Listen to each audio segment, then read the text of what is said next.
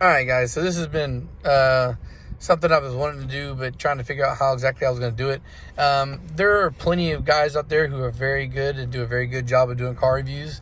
So this isn't going to be that. This isn't really going to be a car review. This is going to be like a hot take on my experience with the SI. Now, I said originally that I didn't want to do one right away because I wanted to get to the point where I feel connected with the car.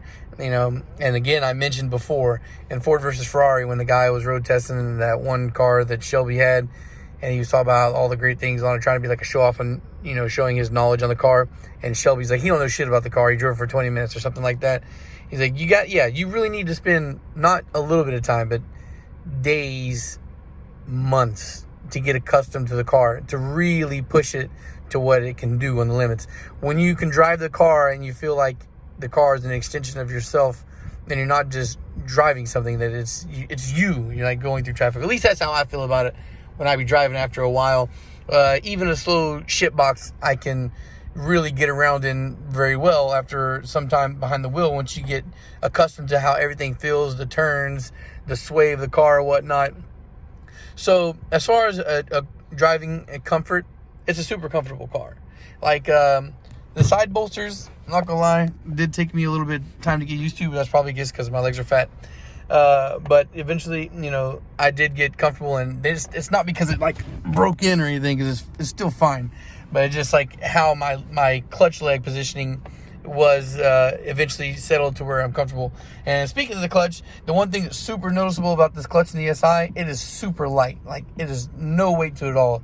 I'm used to driving, tractors at work that it like you'll come out with a Popeye leg after driving those fucking things, and then like almost put my foot through the floor when I'm switching over because of how soft it is.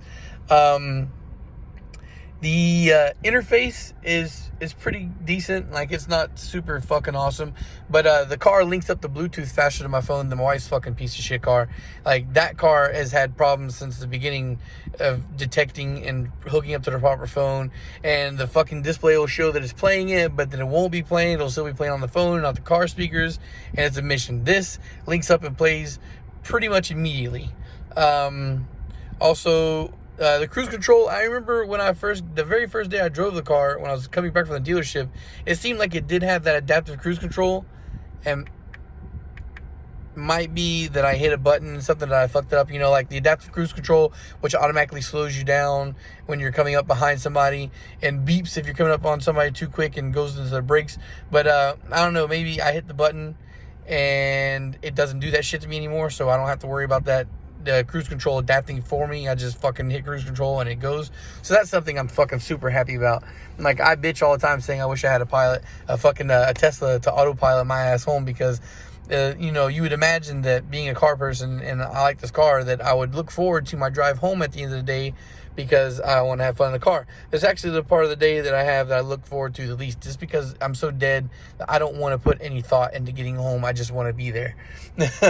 But again, like I said, like, the car itself is, there are a lot of people out there reviewing, so there's not too much to say. As far as my take on the car, how I enjoy it, it's a little weird. I mean, especially at first, not having VTEC. So it's a non-VTEC engine, this piece of shit L15B that Honda decided to put in their SI because they got all fancy on us with the Type R this year, or this generation.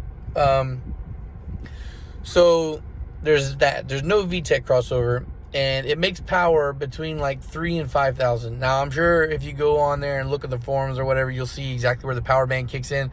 But where I notice it picks up and has a little bit of balls is between 3 and 5. Once it gets up to around 5,500, it seems like it kind of like peaks and drops off. Which is funny because always being used to VTEC, you'd expect it to be picking up there and screaming, but it doesn't. It kind of dies off, and it's because the factory exhaust note is so weak on here, and there's no pickup on the RPMs with VTEC. It kind of makes it a little hard to know when to shift sometimes. Like, you know your car, so you don't have to look at the tach to know when to shift. But on this fucking car, because it's so quiet and because it doesn't really steadily pick up power past 55. Like, you can hit that fucking rev line and not realize it. It'll just sneak up on you, and it redlines at 65. right? And it's not an aggressive bang, bang, bang, bang thing. It does, it does bounce, but it's so soft. It's like you can barely tell sometimes, like if the music is loud. And speaking of the music has like an adaptive volume setting, like as you speed up and slow down. So if you slow down, the volume starts to creep down, and as you speed back up, the volume starts to pick back up again. Now that's kind of cool. I thought it was cool at first, but if you're in stop and go traffic or city traffic, it's fucking annoying, because as you're slowing down, you gotta turn up the fucking volume if you want to keep it to where it's at, because it doesn't turn down all the way, but it's significant. It's a significant drop that is definitely noticeable when you go to slow down. I think the one gripe I have about this fucking phone in the car is it's an iPhone, so Apple CarPlay is an issue. Every time I go to plug this thing into the charger, it automatically takes off Bluetooth and goes to Apple CarPlay, which I have not set up, and which I will not be setting up. So that makes things a little bit of a pain in the ass for navigation and shit once you get it connected to the phone on the charger. I guess the most important things for you guys watching through my channel, that you are regular viewers, is you want to know how it performs, right? So immediately I could tell you that it's wanting for power. Like immediately for leaving the dealership, I'm not blown away. Do I think this is faster than the RSX base model I had? Yeah. But it's not a competitive car in speed. It does handle pretty well though. You got your sport version, the sport mode or whatnot, and it's supposed to make the steering heavier, suspension tighten up, and make the throttle response faster. But I have a love-hate with that fucking stock suspension on here, because the dual mode, which I would imagine is because of dual mode, that the suspension creaks like a motherfucker. It sounds like a jalopy when you're in a parking lot. Like, those cars that the springs are so bad where the car rocks. It doesn't rock or anything like that, but it just sounds terrible, and it's mad annoying for this car to be, what's the mileage on it, motherfucker? 36,000 miles on it, and it sounds terrible. So that's like my only gripe for any kind of performance-wise of this car, the way it is. Now, like I said that it's lacking in performance, lacking in power. Now, the fucked up thing is, because it's a turbo engine, it's got the desire to make more power. Like, it doesn't take much to pick up a huge chunk of power. Like, an intake alone significantly increases wheel horsepower on this car. I think I saw one stock fucking SI dyno at like 160 or 100, something like that, wheel horsepower. That kind of seems really low. I mean, I think they're rated at 205, so I would imagine horsepower to be like fucking more like 180 or 185 wheel horsepower, but intake really opens up the life on this car. So imagine if you're doing a turbo upgrade, downpipe, intercooler, you can easily get 300 wheel horsepower of this car. The problem is the block, the pistons and rods disintegrated 300 wheel horsepower, man. Like, they don't last very long at all. I have seen way too many exploded at this point for it to be like something that's rare. It's common. And somebody mentioned once a long time ago that the transmissions are glass.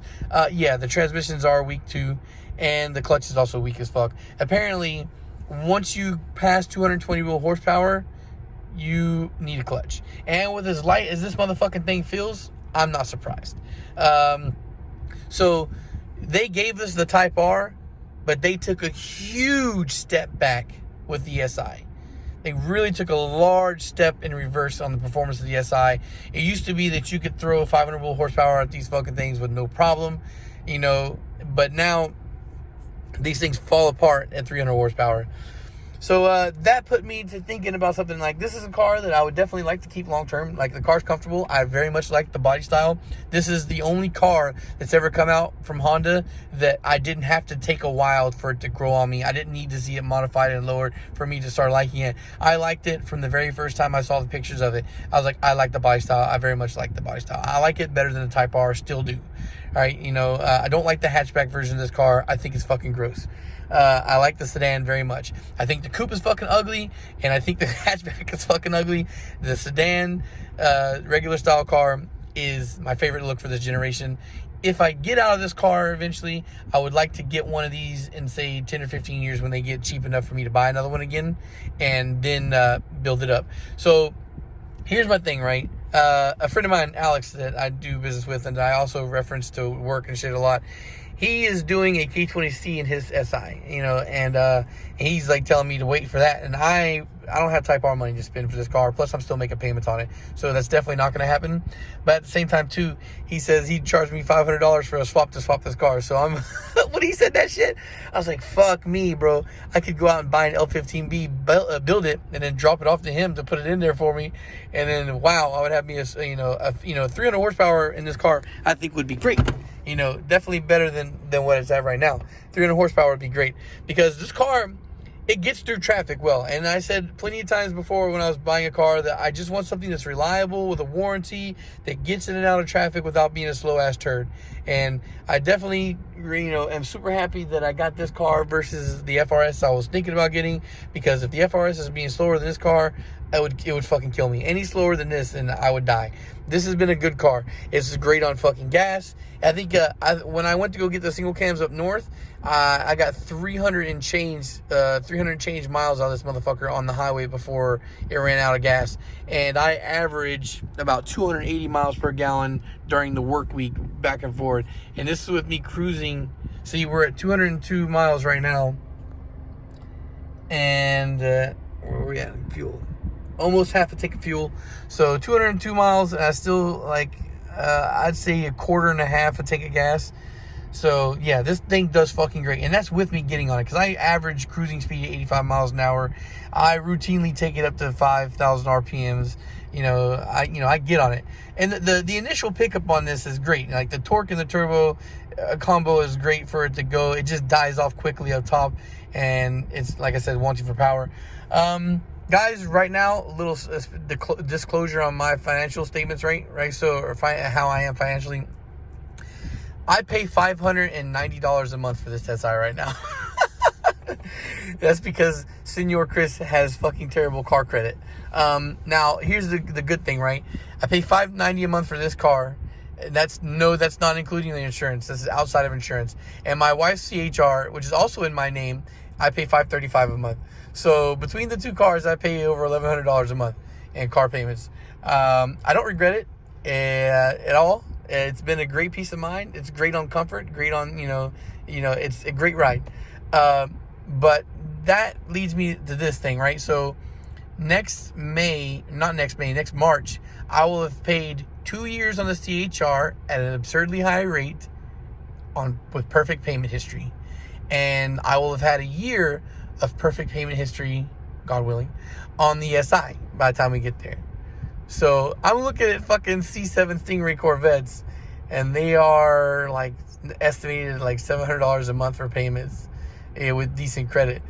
So I could literally just about be buying with about $100 extra, $120 extra a month. I could be driving a fucking supercar, or not a supercar, but a real sports car, versus driving this fucking thing around. And I like it. I like it a lot. But I'm definitely, my eyes are on something bigger, maybe like a used GTR, or something like that. I don't know. But so if you guys are wondering why and when I'm thinking about upgrading this, I'm turbo wise, I don't think I will. I mean, I think that again, I like the whole issue of a new car that's got a warranty. And I think that I'll probably upgrade next year, because I plan on. So if you're wondering where my credit's at, it's right around 600, and I don't have a lot of debt. I don't have a lot of negative debt. My problem is, guys, I don't have credit utilization, so I need to get credit cards, and I just haven't done that. So I think what I'm gonna do is I'm gonna go get a secured card at the bank and start using that to go out to eat or whatnot in a month, and clean that up, and then watch my credit jump up. Because another thing is too, guys, I'm thinking about is buying a fucking house. Once I can buy a house, then all my fucking projects I have can actually get worked on, because I can work on it at night, because I refuse to come outside in the fucking yard in front of the neighborhood, being eaten by mosquitoes, sweating to death to work on my cars. So yeah. That's it. That's my take on it. I can say that I love this car. I do have great love for it. It gets me in and out of traffic. I don't feel like racing anybody ever, because this car's a slow piece of shit. But it does feel good when you're just driving quickly by yourself and you're not having somebody embarrass you by stretching you on bus links or whatnot. Anyway, I avoid racing like the plague nowadays, no matter what the fuck I'm in, just because of the fact that I don't need that kind of trouble in my life. So yeah, that's it. That's my little hot take on the fucking SI. I hope maybe this is insightful for some of y'all. And peace. Thanks for watching.